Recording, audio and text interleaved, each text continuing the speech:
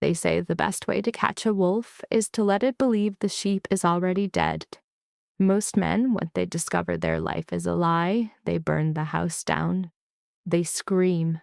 They call the police. They demand justice in the heat of the moment, blinded by a betrayal so deep it feels like a physical wound.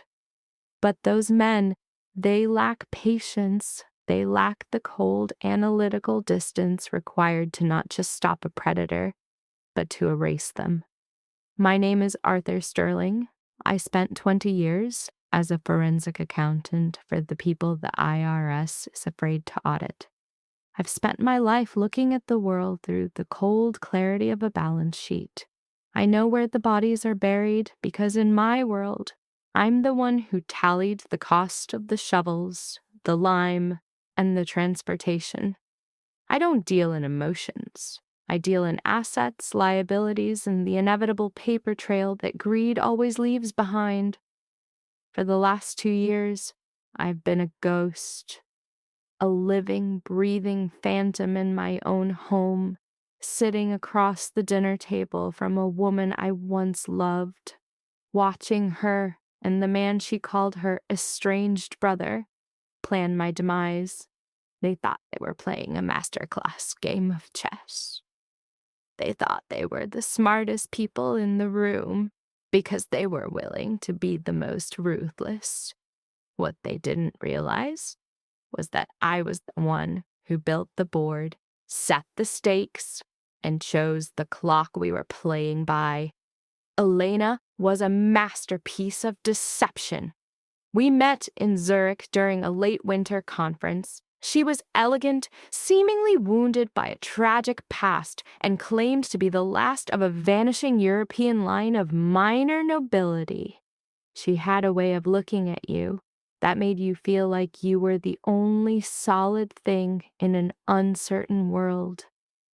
I was a man of logic, but I wasn't immune to the gravity of a woman like that.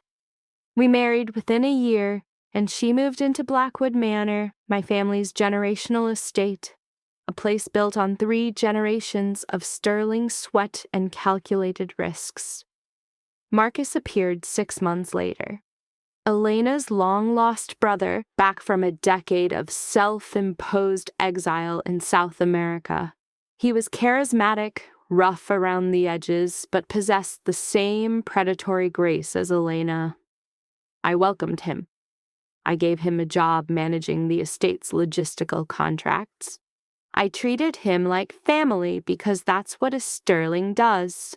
But as an accountant, I've learned that people don't just appear without a reason, and the math of their sibling dynamic never quite added up. The way they looked at each other when they thought I wasn't watching. It wasn't the look of shared childhood memories. It was the look of shared secrets. The crack in the porcelain appeared on a humid Tuesday night in July. The security system in the East Wing reported a manual override. A glitch, or so I was told. I went to check the server room, but I took the long way through the mezzanine. I stood in the shadows of the velvet curtains and looked down into the library. I didn't see a brother and sister catching up on lost time. I saw 2 predators sharing the spoils of a successful hunt. I heard them laughing about the sterling legacy. Marcus was sitting in my father's chair, a glass of my finest scotch in his hand, discussing how much longer the old man had before his heart unpredictably failed. Elena wasn't horrified. She was encouraging him. They weren't just lovers. They were a professional team. They had been planning this since before I even met her in Zurich. Our entire marriage was a long con, a multi-year operation to seize Blackwood Manor and the Sterling Trust. In that moment, a normal man would have stormed down those stairs. He would have held that scotch glass over Marcus's head and called the authorities. But I knew Mark and Elena. I knew how they worked. They were experts at gaslighting, at turning the victim into the villain.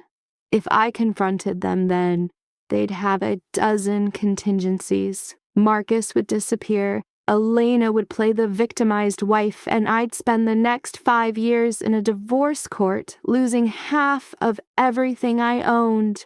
No, I wanted them to have everything. I wanted them to take so much that it became a weight they couldn't carry. For the next 2 years, I played the oblivious fool.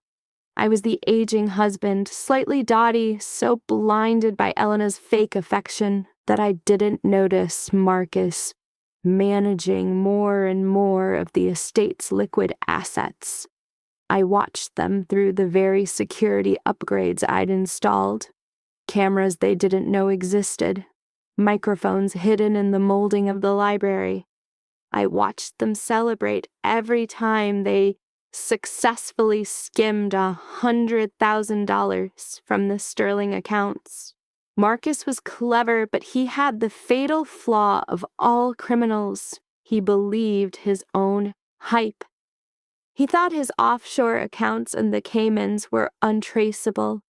He didn't realize that as a forensic accountant, I had spent my career helping the government crack those exact types of shells. I didn't stop them. I facilitated them. I created a series of new investment opportunities for Marcus. Complex, high-yield vehicles that looked like a gold mine but were actually legal kill boxes. I let them steal exactly what I wanted them to have. But every dollar they took was tied to a very specific, very illegal tax loophole I'd engineered. I wasn't just losing money. I was funneling their stolen wealth into a massive pit of future liability. I was building a paper trail that led directly to a federal indictment signed in their own handwriting. Then came the accident. I'd been complaining about chest pains for weeks, making sure my doctor, a man who appreciated my generous donations to his clinic, documented every phantom symptom.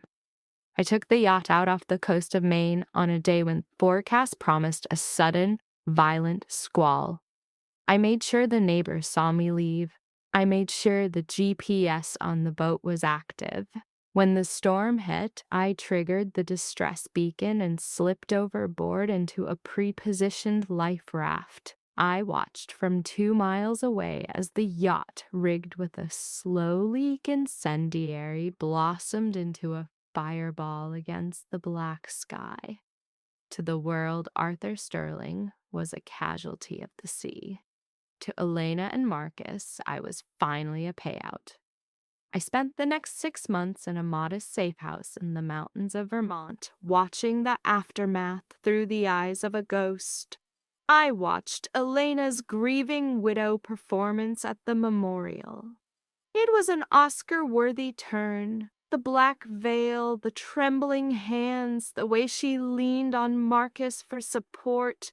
I watched them move Marcus into the master bedroom before the flowers on my empty grave had even wilted. I watched them toast to their victory with the very scotch Marcus had been drinking the night I discovered their secret. They spent money like it was water.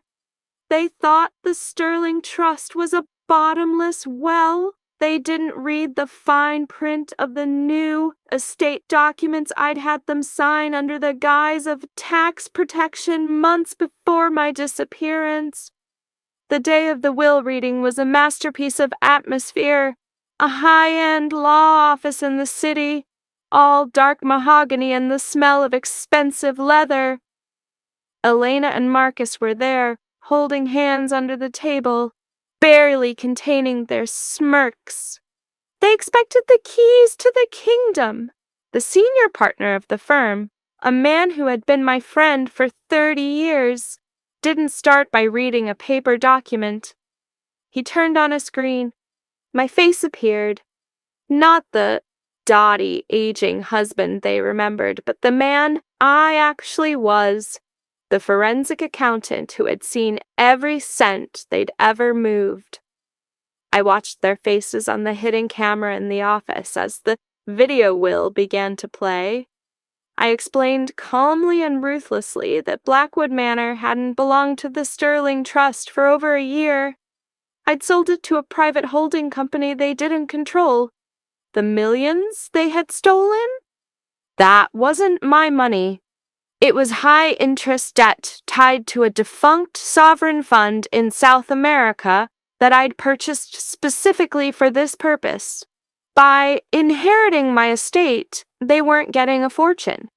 They were inheriting $40 million in immediate, non-dischargeable tax liabilities and a criminal investigation by 3 different international agencies for money laundering and estate fraud. Every document Marcus had signed, every transfer Elena had authorized was now evidence in a federal case I'd been building for 2 years. The color didn't just drain from their faces, it was like the life itself was being sucked out of the room.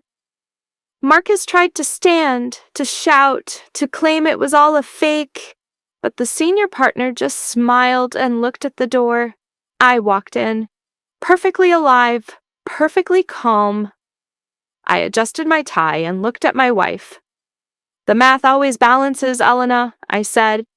"You just forgot to carry the 1. The federal agents entered through the back. The clicking of the handcuffs was the most melodic sound I'd heard in decades. Marcus was pinned against the mahogany wall he'd so desperately wanted to own. Elena was screaming, her nobility dissolving into the screeching of a cornered animal. I didn't stay for the arrest. I had a flight to Zurich to catch. Revenge isn't a dish best served cold. It's a ledger that must be balanced with interest. So I have to ask you, am I the asshole for letting them steal their own destruction? I could have stopped them the first night. I could have called the police 2 years ago. But I chose to let them build their own gallows, one fraudulent transaction at a time. Was I a monster for playing the long game, or did the predators finally meet a hunter who knew how to wait? Let me know in the comments, and if you think I went too far, tell me why, because from where I'm sitting, the view is finally clear.